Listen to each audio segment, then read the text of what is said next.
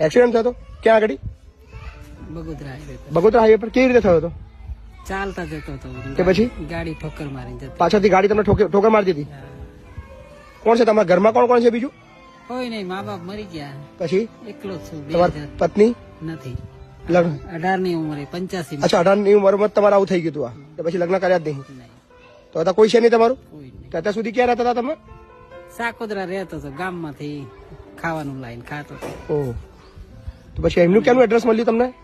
હરેશભાઈ મળ્યા ને બાવળા, ભિક્ષા માંગવા જતો હતો હું. ભીખ માંગવા નીકળ્યા હતા? તો પછી ત્યાં શું કીધું? હરેશભાઈ મળ્યા તો મને કે અંદર આવો હા ભાઈ, એક જગ્યાએ તમને રહેવાનું કરી આપું ને, આવું છોડી દો કે. બરાબર. લો, હરેશભાઈ ભાણા અમારા. હા બરાબર.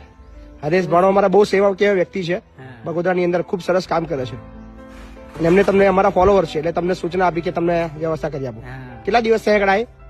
રવિવારે આવ્યો, 4 દી થયા. રૂમ મળી ગઈ તમને? કેવી વ્યવસ્થા સારી છે રહેવાની? સરસ. બધું કમ્પ્લીટ? સો દિવ્યાંગ આશ્રમ માટેનો સ્પેશિયલ દિવ્યાંગ આશ્રમ છે જ્યાં તમામ ગુજરાતના તમામ દિવ્યાંગો જે ભીખ માગે છે, રોડ ઉપર છે, જે અઘરી જિંદગી જીવે છે, એમને અપીલ કરું છું પ્લીઝ તમે લવાલ તાલુકો વસ્તો જિલ્લો ખેડા આવી જાઓ. અહીંયા રહેવાનું જમવાનું બધું જ નિઃશુલ્ક છે.